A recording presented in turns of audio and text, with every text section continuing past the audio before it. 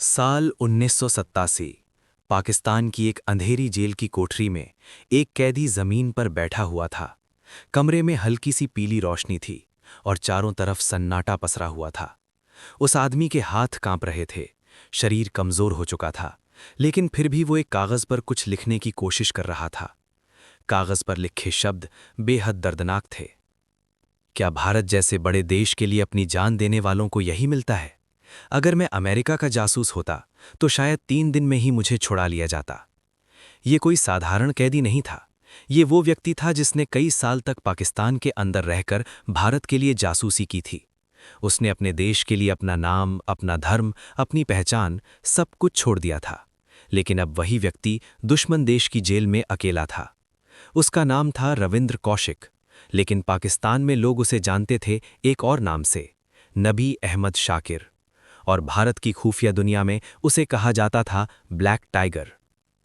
लेकिन आखिर एक साधारण भारतीय युवक कैसे बन गया पाकिस्तान की सेना के अंदर घुसा हुआ भारत का सबसे खतरनाक जासूस, और कैसे उसकी जिंदगी एक दर्दनाक कहानी बनकर रह गई? इस कहानी की शुरुआत होती है राजस्थान के श्री गंगानगर से। 11 अप्रैल 1952 को एक साधारण परिवार में रविंद्र कौशिक का जन्म हुआ। उनके पिता भारतीय वायुसेना से जुड़े हुए थे और घर में अनुशासन और देशभक्ति का माहौल था। बचपन से ही रविंद्र तेज दिमाग वाले और आत्मविश्वासी थे। लेकिन एक चीज थी जो उन्हें सबसे अलग बनाती थी, अभिनय। स्कूल और कॉलेज में जब भी कोई नाटक होता, रविंद्र हमेशा उसमें हिस्सा लेते। उनकी आवाज, उनके हावभाव और उनका आत्मविश्वास लोगों को प्रभावित कर देता था। लोग कहते थे कि ये लड़का अगर फिल्मों में गया तो बड़ा अभिनेता बन सकता है। लेकिन किस्मत ने उनके लिए कुछ और ही तय कर रखा था। साल 1973 में लखनऊ में एक राष्ट्रीय नाट्य प्रतियोगिता आयोजित हुई। देश भर के कई कॉलेजों से छात्र वहां पहुंचे थे। रविंद्र कौशिक भी अपने कॉलेज की टीम के साथ उस प्रतियोगिता में हिस्सा लेने पहुंचे। उस नाटक में उन्होंने एक भारतीय जासूस का किरदार निभाया। उनका अभिनय इतना वास्तविक था कि पूरा हॉल तालियों से गूंज उठा। दर्शक उनकी एक्टिंग से प्रभावित थे। लेकिन उस भीड़ में कुछ लोग ऐसे भी बैठे थे जो साधारण दर्शक नहीं थे। वे लोग भारत की खुफिया एजेंसी रॉ से जुड़े अधिकारी थे। उन्होंने रविंद्र के अभिनय में सिर्फ कला नहीं देखी, उन्होंने देखा आत्मविश्वास, तेज दिमाग और परिस्थितियों के अनुसार खुद को ढालने की क्षमता। यही वे गुण थे जो एक जासूस के लिए सबसे जरूरी होते हैं। प्रतियोगिता खत्म होने के बाद उन अधिकारियों ने रविंद्र से संपर्क किया। शुरुआत में रविंद्र को लगा कि शायद ये कोई मजाक है, लेकिन जब उन्हें दिल्ली बुलाया गया और कई दौर की बातचीत हुई, तब उन्हें समझ आया कि उनकी जिंदगी एक नए रास्ते पर जाने वाली है।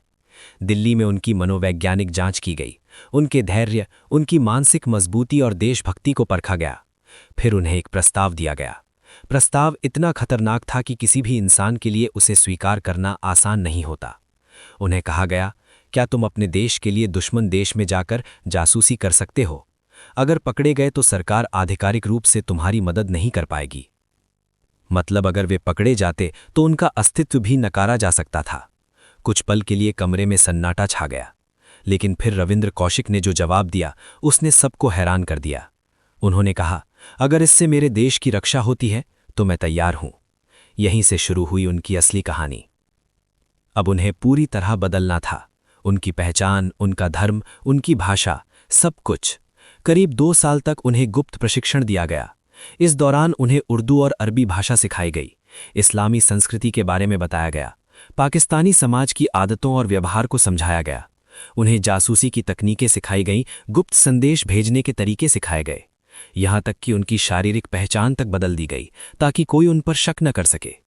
धीरे धीरे रविंद्र कौशिक की जगह एक नया व्यक्ति जन्म ले रहा था।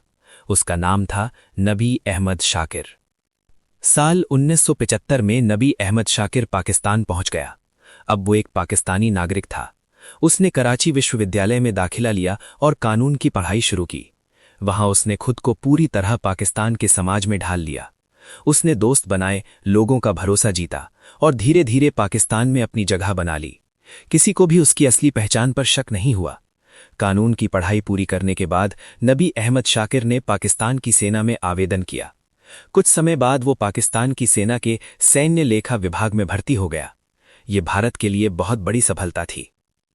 अब उसे सेना के कई गुप्त दस्तावेजों और योजनाओं तक पहुंच मिल सकती थी। 1979 से 1983 तक उसने भारत को बेहद महत्वपूर्ण जानकारी भेजी। कहा जाता है कि उसकी वजह से भारत को पाकिस्तान की कई सैन्य योजनाओं का पहले ही पता